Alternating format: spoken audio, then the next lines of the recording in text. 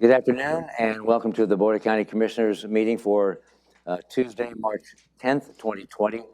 By way of introduction, I'm Chair John Hutchings. To my right is Vice Chair Commissioner Ty Menser. To my left is Commissioner Gary Edwards. And at the end of the bench here is the Clerk of the Board, La Bonita Bomar. To her right is the County Manager, Ramiro Chavez. And to his right is Deputy Prosecuting Attorney, Elizabeth Petrich. And with that, we're going to start with the Pledge of Allegiance led by Commissioner Menser.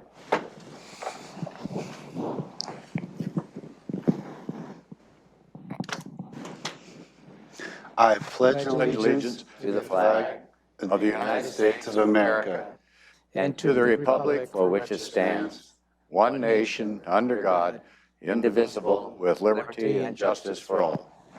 Thank you.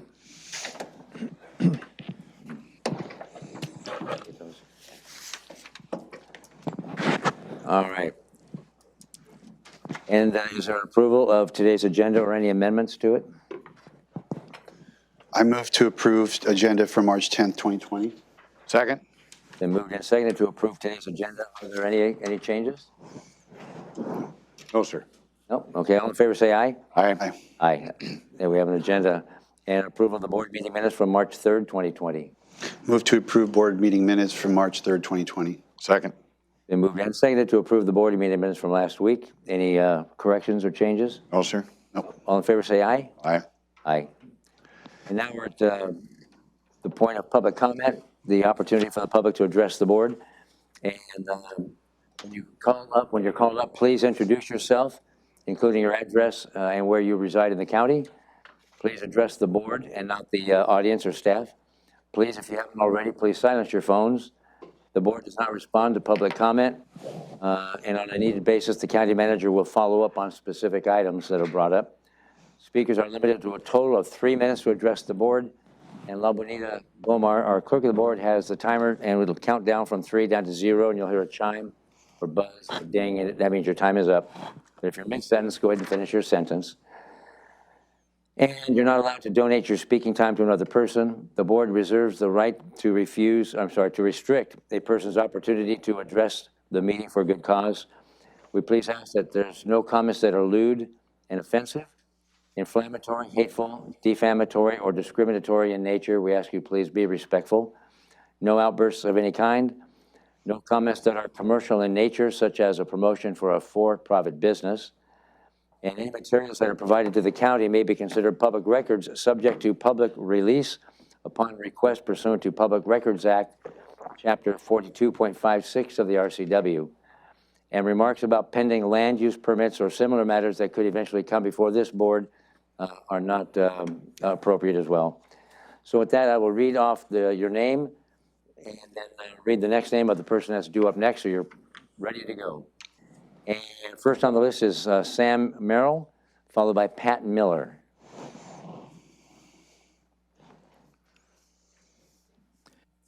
I'm Sam Merrill. I'm representing the Thurston Climate Action Team and its 1,000 community members that are on our list. I'm also chair of the Conservation Committee of Black Hills Audubon. I want to first thank you for formulating an admirable climate mitigation strategy and being part of the countywide effort that is working together to form the Thurston Climate Mitigation Plan. My view is that although we can all do our individual parts to address climate change, it's essential that we work together to make joint decisions. That's what you and the 3 cities are doing. Now we are faced with working out the details, the devil's in the details, of how to implement the mitigation plan. To reduce community-wide greenhouse gas emissions by 45% by 2030 and 85% by 2050, it's necessary to eliminate the carbon emissions from buildings. And that's what I'll talk about today. The greenhouse gas inventory, which the mitigation plan on which it's based, shows buildings represent about half of Thurston County's carbon emissions, and half of those are from residential buildings. Accordingly, reducing carbon emissions from buildings is one of 2 strategies that are weighted as most important in the plan. Rather than waiting, I encourage you to hire and train staff now, develop green building incentives, and lead by example. Zero net carbon building practices are now technically feasible for all building types and increasingly cost effective. The county can provide technical assistance for buildings that meet high green building standards, require or incentivize buildings in ways that are tailored to the local context, for example, using electric-only systems and banning new natural gas connections. Rather than slowing the economy, converting our buildings to zero net carbon will create hundreds of jobs in the local business and remodeling industry. Thank you. Oh, thank you, sir. And thank you for including your address on the sign-in sheet. Appreciate that. Okay. That's all right. Pat Miller, followed by Lynn Fitzhugh, I believe.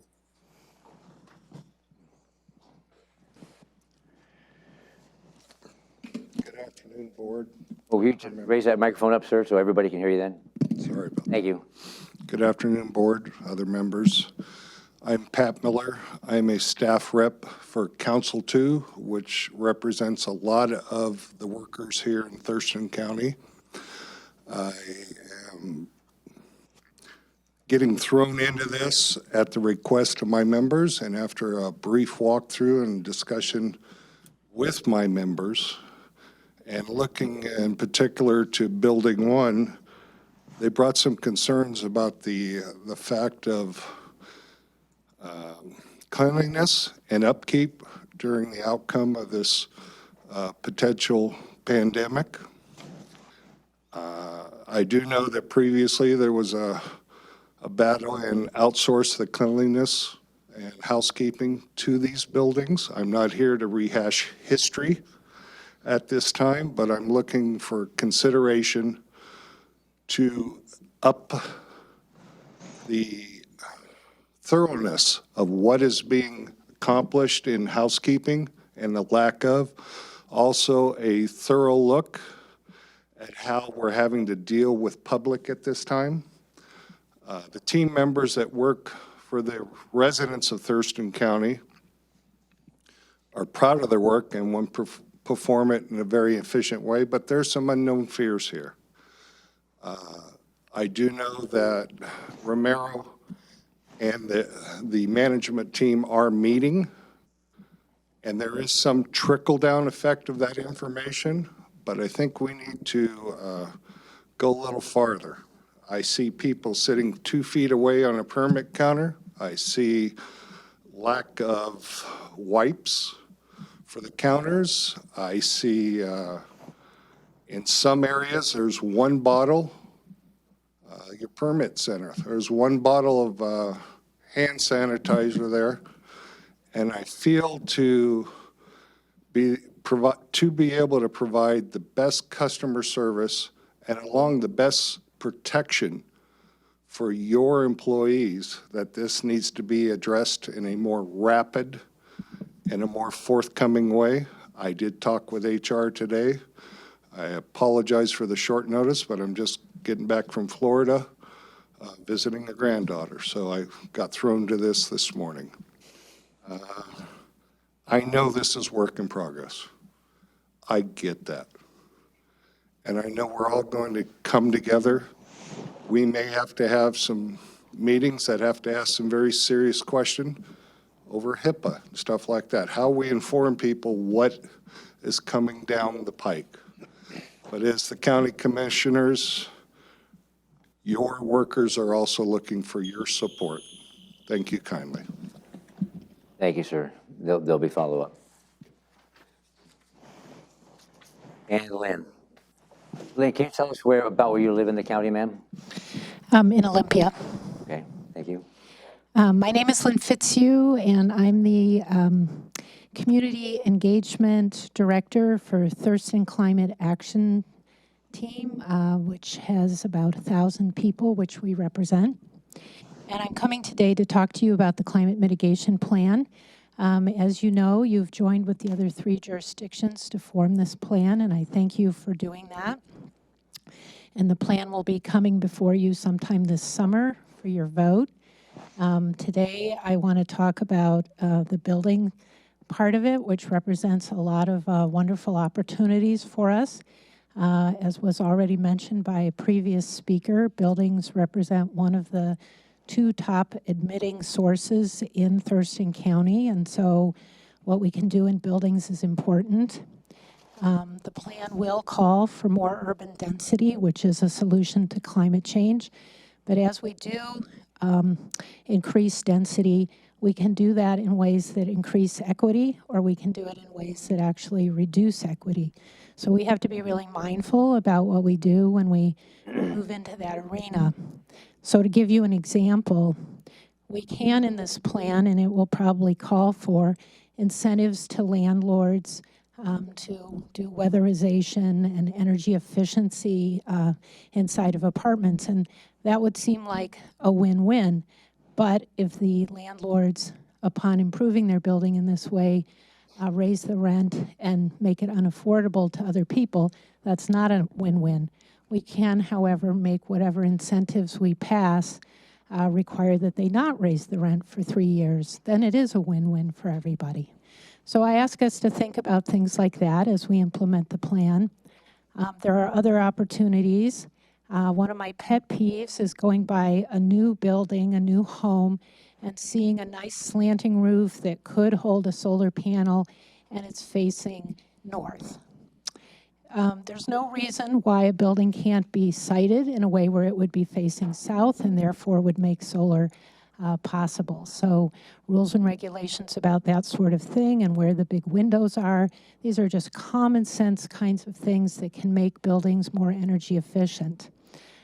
To read you a list of some of the other opportunities that the plan will include: upgrade energy efficiency and add renewable energy to new and existing municipal buildings, hire a green buildings advocate in the planning and permitting department, or share the cost of consultants with other cities, streamline permitting, lower fees, and provide other incentives for projects that meet rigorous green building standards, provide developers with height, density, footprint bonus incentives for zero net carbon buildings, require or incentivize buildings to use electric-only systems. Thank you very much. Thank you, ma'am. Lynn, if you wanted to leave your list with county manager, it could be distributed. Oh, yes, thank you for that. Thank you. That exhausts the list of folks that have signed up, but if there's anybody that would like to address the board that hasn't already spoken, you're welcome to come up. Anyone? Anyone? Anyone? Anyone? Thank you.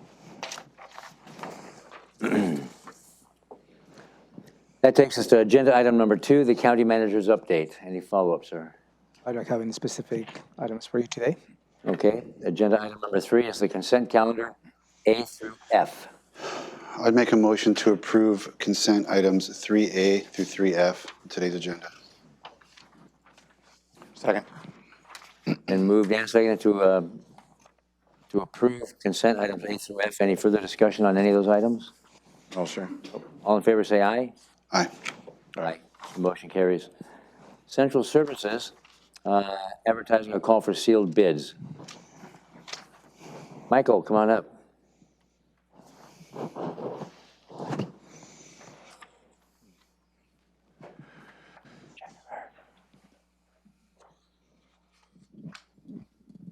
Good afternoon, Commissioners. I'm Michael Crow with Central Services. I'm here today to ask the board to approve advertising for a call for sealed bids for Project 25567, Tilly Sand and Material Storage, and 25603, the Tilly Campus South Parking. The existing sand and material storage shed located at Tilly Campus is both too small for operational needs and poorly located, resulting in inefficient operations and traffic safety issues on site.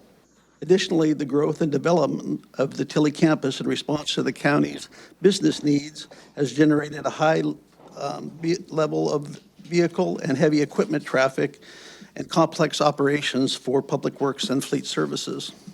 These activity growth trends continue with the transfer of Water Resource Division to Public Works. Traffic safety improvements and additional parking to accommodate existing and increasing volume of staff and equipment and vehicles are needed. The county has contracted with the Helix Design Group for engineering of the projects 25567, the Tilly Sand and Material Storage, and 25603, the Tilly South Campus parking lot. At this time, the specifications for the project are complete, and therefore we ask for a request for approval of advertising for a call for sealed bids. And if you have any questions, I'd be glad to answer them. You got any questions? Do you have any questions? Go ahead. It's my understanding that this is set to be paid for out of the road fund. Would you know the answer to that, or should I defer to the county manager? It's partially out of the road funds, and I'm not sure of the other funding source of it.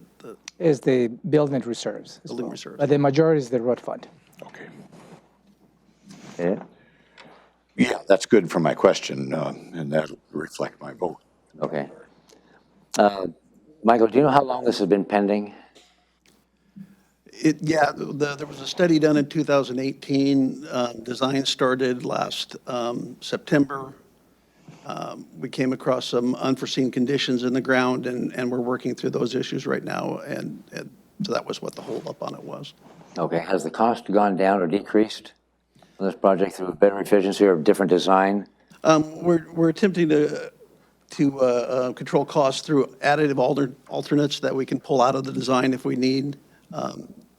So we're using recycled asphalt, and the additive alternate would be to use regular asphalt. We have some marine finish grades that we have that aren't absolutely necessary, but if you start to use salt in the mix at some point, they would be desired. And also the 5,000-gallon stormwater tank that is an alternate bid. That as long as we're not using salt at this time, we don't need it. We just need the plumbing to hook it up at a later date if necessary. Okay. Thank you. You bet. County manager had some. County manager, go ahead, sir. Yeah, Michael, you stated that I believe you got engaged and involved in this project in 2018. Correct. Correct, but the project I think it started even when I was the public works director back in 2015. No, that was, but Mariusz Kablovsky. Yeah, so, but the project itself in conception, I believe it started back in 2015. You 5 years. And I toured the facility in, I think it was 18. I toured the facility and the site specific, and I see the need for it. I definitely see the need for that. So, thank you. Is there a motion? I move to approve the advertisement of a call for sealed bids for facilities engineering project number 25567, Tilly Sand and Material Storage, and number 25603, Tilly Campus South Parking Lot. Second that motion. So it's been moved and seconded to call for the sealed bid. Any further discussion, Commissioner? Just my feeling is that it's not a high enough priority and that we need to save the road fund when we can. I know we're depleting that road fund faster than we should be, and so that's why I'm concerned about this. All right. Anything? Just add that this decision was made on this project before I came on the board, and we had a discussion last year, a pretty robust discussion about some of the concerns Commissioner Edwards just brought up, and I decided to just stick with the decision of the prior board to move forward because of all the considerations that you outlined. And then there were, as you say, further delays, and now we have this coming forward now in 2020. But I just want to make clear, part of my reasoning was there's been a long history here and decisions made by the prior board before I got here, and I'm respecting those decisions. So I might add, I might be putting you on the spot, County Manager Romero, but the road fund diversions that have been done over the years, though legal, how many different places is that money going? The diversion, where are we diverting it to? So is two elements of your question. Is the road diversion. It is $1.5 million. We take $1.5 million again from the road fund. It has to go for traffic law enforcement. And that maybe is for the sheriff's office. But also you have exercised a legal option for the road levy shift. In the road levy shift, at that point, the board has made a determination to take $2.5 million out of the road fund into general government and of general fund. So the only strings attached to those actions is the road levy shift. But the diversion. the diversion, sorry. The diversion is the one who has that restrictions, and the road levy shift does not have any restrictions for the board. Okay, and that's been approved by the board over the years? Yeah, and over the years have increased over time. Okay. Thank you. So it's been moved and seconded. Any further discussion? No, sir. Okay, all in favor say aye. Aye. Aye. Opposed? Nay. All right, motion carries. Thank you, Michael. Thank you. Next is Community Planning and Economic Development, approval of the ILA between Washington State University and Thurston County, the extension program in Thurston County. Hello, Commissioners. Joshua Cummings, Director of Community Planning and Economic Development. The item before you today is to move to approve the ongoing interagency agreement between Thurston County and Washington State University, WSU Extension, in the amount of $153,262. I'd like to say that this agreement supports the Thurston County strategic initiatives, among others, number 6 and number 7. Number 6, equitable economic development, in that it supports farmers and the farm economy. And number 7, in the preservation of rural character and open spaces. I'd also like to just go through a couple of the 2019 successes of this partnership. WSU Extension has provided over 7,000 individuals receiving education from at least one of the programs offered by WSU Extension, and those include Master Gardeners, Master Recyclers, Agricultural Economic Development, Youth Leadership in 4-H, Health and Nutrition in SNAP Ed, and the Native Plant Salvage. Also, over 1,500 volunteers have contributed nearly 42,000 hours of time in service to our community. That's a big number of people helping out. The WSU Extension Director, Stephen Bramwell, is here today. It's always easier for somebody to talk good things about you, so I'll do it right now, as it were.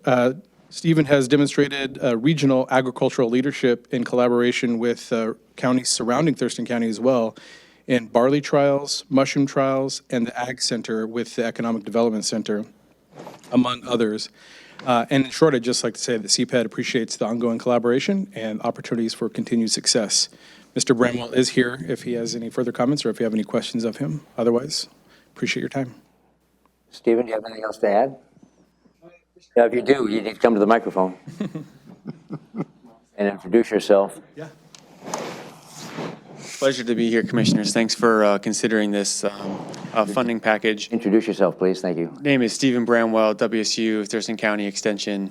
Pleasure to be here, and I'm just available for you to ask any questions if you have any. Okay. Any questions? No, but I might compliment Stephen because he runs a good program, WSU partnership, and I had an opportunity to go out and look everything over last night and get a briefing from his staff, and it was quite well done, very interesting, and I would encourage citizens that might have an interest in some of the issues that Stephen oversees to get in touch with those folks. They provide a lot of information and services to our community. Echo that, yes. Any questions or comments? Nope. I appreciate the work of your group. And I went out last summer and did an orientation and a briefing from your staff as well. Yep. And it was very, very interesting. The work you guys, all of you, do is very impressive. Yeah, thank you very much for those comments. It's been a pleasure having you reach out. It gives us a chance to just meet a little bit more personally with you and show you what we do. One of the great pleasures of the work that I have as the director, not only of the Ag program, but of the county extension, is just helping to mobilize the community to contribute to each other, to help each other out, to provide leadership opportunities for youth, for opportunities for farmers. We'll also very shortly have our 2019 impact report. Commissioner Edwards saw our 2018. We've just gathered the data from the past year, and so we'll make sure that gets to all of you as well as the county management. Wonderful. Thank you, Stephen. Thank you, Josh. Ready for motion? I would move to approve the ongoing interagency agreement between Thurston County and Washington State University Extension in the amount of $153,262. Second. It's been moved and seconded to approve the ILA between WSU Extension and Thurston County. Any further discussion? No, sir. All in favor say aye. Aye. Aye. Aye. The motion carries. Thank you. Thank you, Commissioners. Number 6, there you go, an appointment to the Ag Advisory Committee. I'll take that, Yes, sir. Commissioners.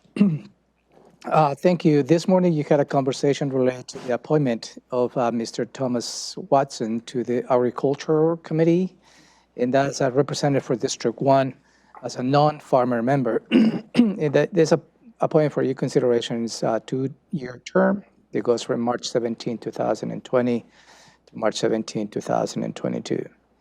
Under normal circumstances, the appointments of any for any commissions for any citizen is usually done in the consent agenda. But you wanted to have this a little more broader conversation in a way that you can exercise your individual votes for the public. Okay. Let's begin. Let's have a motion, then we can discuss it. Okay.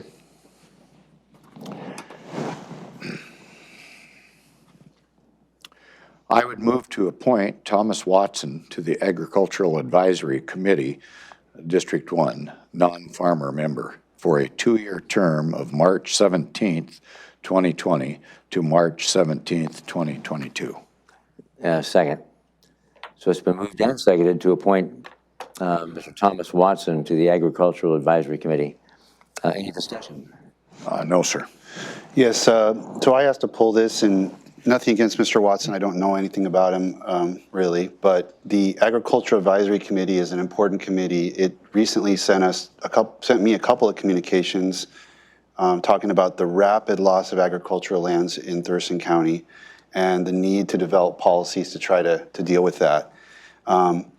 So I'm looking for members that are going to help us develop those kind of policies that we can undertake as a legislative authority for the county. The only thing in Mr. Watson's application for why he wanted to serve was to protect personal and property rights with as few hindrances as possible. So it's just not exactly what I'm looking for. I'm looking for someone that's going to help us devise policies that are going to help us save agricultural lands. Not looking for a property rights, activist. So that's my position. So I'm asking to pull. Anything, sir? No, sir. I don't know, excuse me, that's not appropriate right now, John.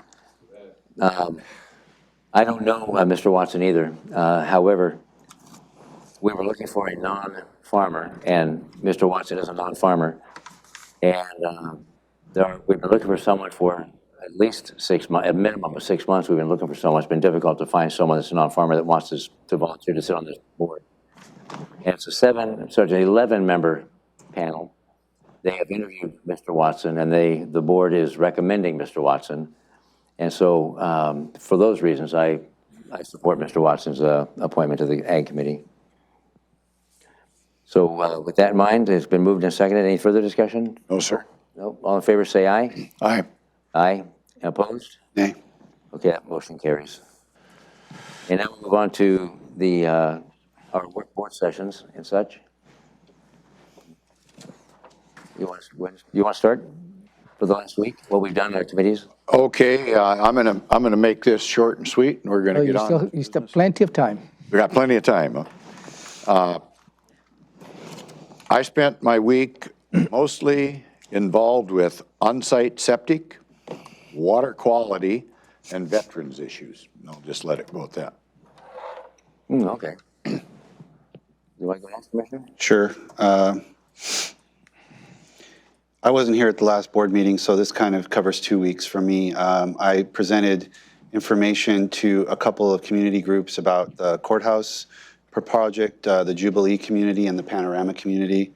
I attended a North Thurston School District board meeting where they were thanking community members who supported the bond and levy success, and the school board wanted to thank the officials and community members that were supportive of that. Attended the mental health court graduation, which is always very inspiring. I'd been to a couple of recent drug court and DUI court, but it's my first time in veterans court, my first time doing mental health court, so I really wanted to do that. Visited the LP Brown site where we had a fire, and we have a nuisance property right next to the school, and community members had asked me to visit the site myself, which I did. presented information to the Strengthening Sanctuary Alliance regarding the both the Flex Unit project, jail project, as well as the conception of a regional jail and what the pros and cons of that might be. And I did a PSA for the census that'll be on radio, trying to encourage people to participate in the 2020 census, which is super important for a fast-growing region like ours. With that was going to be my ending, but I'm going to start with that. Well, I attended the Grand Mound open house on Saturday.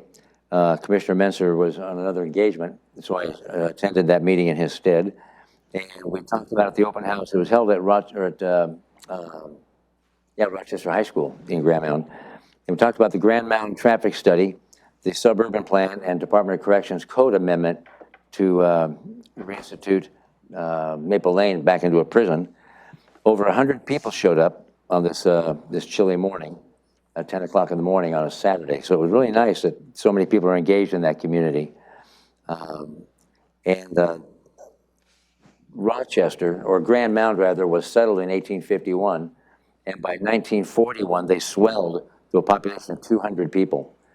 And they had a post office with a little convenience store and one gas station. And so then now there are just about 3,000 people in that community. I believe 2,700, almost 3,000 people as of the last census, which was 10 years ago. So I encourage them do the census, be leveraging yourself and take advantage of being counted. But they were very involved in a whole host of issues. And also attended the morning mixer by Thurston Chamber.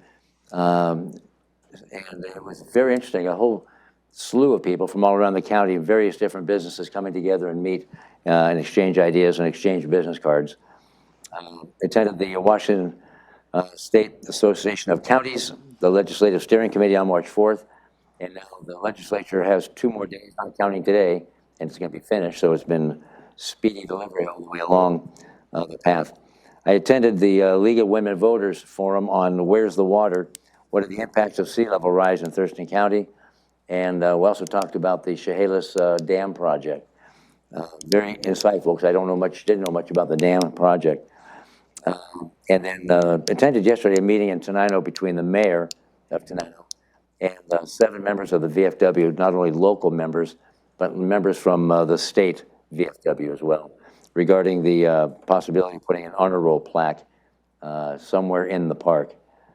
And that was very, very lively discussion. And then I attended the HHSC, that's the Health and Human Services Council meeting yesterday, because we have RFPs, requests for proposals out for the various nonprofits that want to put in for a grant or be awarded money for meeting basic human needs for members of our community. And that's it. That's all I have to say at this point. So, County Manager.